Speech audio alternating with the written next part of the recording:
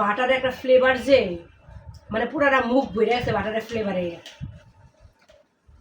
8, 10, 12, 14, 16, 18, 20টা, 20, 40টা। আর যেগুলো আছে প্রায় আধা কেজি চেয়েও বেশি হবে বিস্কুট।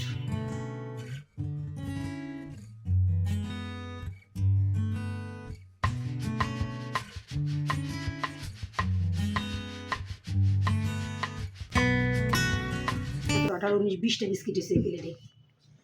তো আমার এই প্লেটটা রেডি হয়ে গেছে, এখন আমি এটা ওভেনে দিয়ে দিব।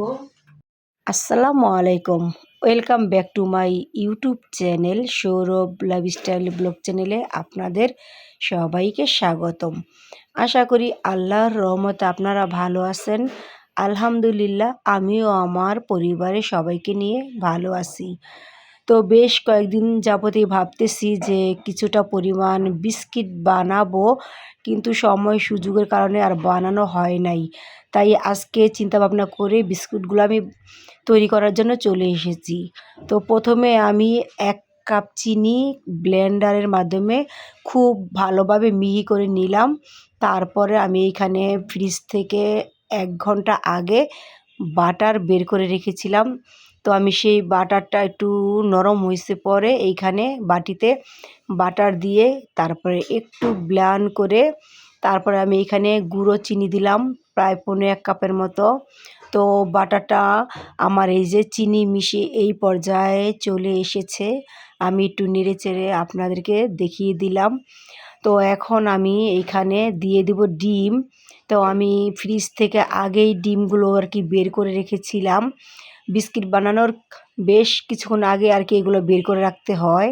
তো আমি একটা ডিম ভেঙে দিয়ে তারপরে সাথে দিয়ে দিতেছিলাম কিছুটা পরিমাণ ভ্যানিলা এসেন্স। যেহেতু ডিম দিয়েছি, ডিমের একটা আষ্টে গন্ধ আছে, এই জন্য আমি ভ্যানিলা এসেন্সটা দিলাম।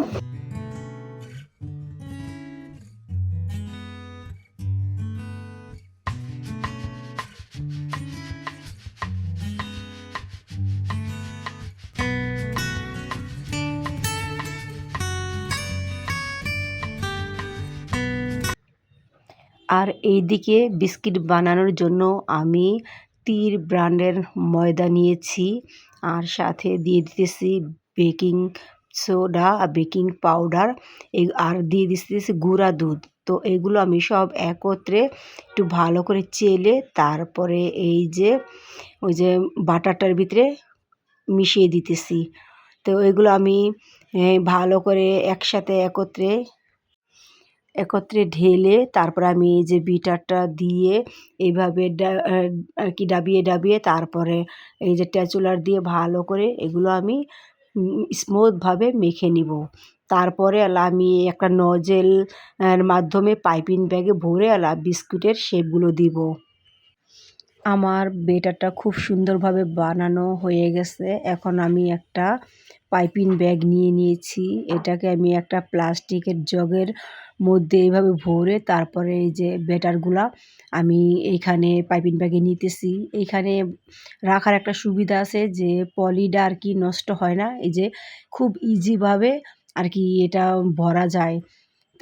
আরেকটা আমি এক্সট্রা পাইপিং ব্যাগ নিয়েছি। ওইটার ভিতরে আমি একটা ১৬৫ নাম্বার নজেল দিয়ে তারপরে এই যে এক করে আমি এই যে বিস্কুটের শেপগুলো দিতেছি। আর এগুলা আমার ননস্টিকের ১২ ইঞ্চি প্লেট, এগুলো আমার পিজ্জা ট্রে। যেহেতু আমাদের মাইক্রো ওভেন, ওইখানে আপনার এই ননস্টিকের এগুলাই দিতে হয়। এজন্য আমি এই ননস্টিকের এই প্লেটগুলোর ভিতরেই বিস্কুটের শেপগুলো দিতেছি। দেখেন মাশাআল্লাহ, নজেল দিয়ে বিস্কুটের শেপগুলো দিতেছি, কত সুন্দর হইতেছে। আর আমি একটু ফাঁকা ফাঁকা করেই বিস্কুটের শেপগুলো দিতেছি, যেহেতু এটা আমি ওভেনে দিলে বিস্কুটগুলো ফুলে আর একটু বড় হয়ে যাবে। আর এই দিক দিয়ে মানে আমি বিস্কুটের শেপ দিয়ে তারপরে কিছুটা বাদাম কিনে এনেছিলাম। এই বাদামগুলোর খোসা আমি ছাড়িয়ে নিলাম, নিয়ে তারপরে বিস্কুটের একটা মাঝখানে একটা করে বাদাম আমি দিয়ে দিতেছি। যেহেতু আমার হাতের কাছে বাদাম ছিল, অনেকে টুটি ফুটি দেয়, তারপরে চেরি দেয়, মানে কিশমিশ দেয়, যার যেটা ভালো লাগে সে সেটাই দেয়।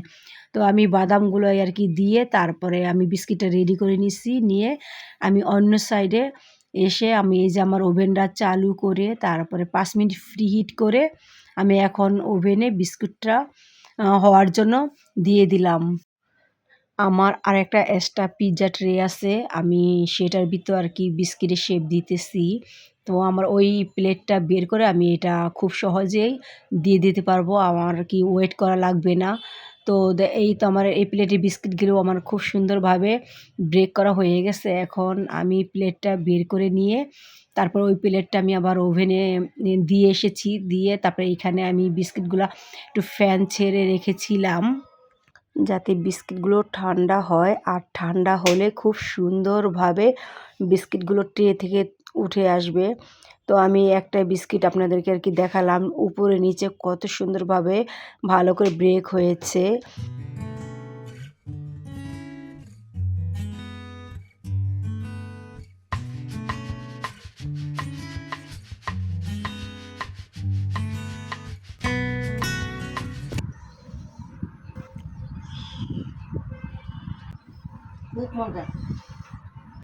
আর অনেক মুচমুচা, এই যে অনেক মুচমুচা হয়েছে। তো আমি একটা বিস্কিট এতক্ষণ তো বানাইলাম, একটা খাইয়ে দিই কেমন হয়েছে।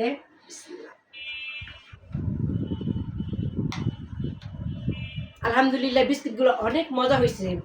মানে মানে এই বিস্কিটগুলো মুখে দেওয়ার পরে মনে হইতেছে যে বাটারের একটা ফ্লেভার, যে মানে পুরাটা মুখ ভরে আছে বাটারের ফ্লেভারে।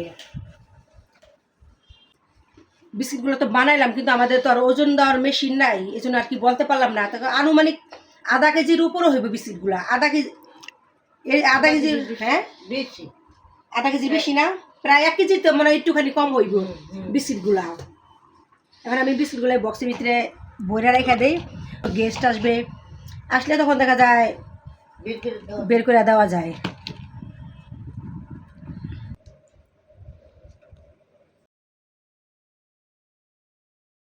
কেমন হয়েছে বিস্কিটগুলা? না মজা হয়েছে।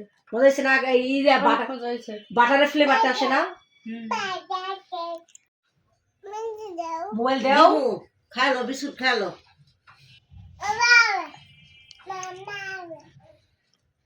কি কইলাই? কি জানি কয় বুঝি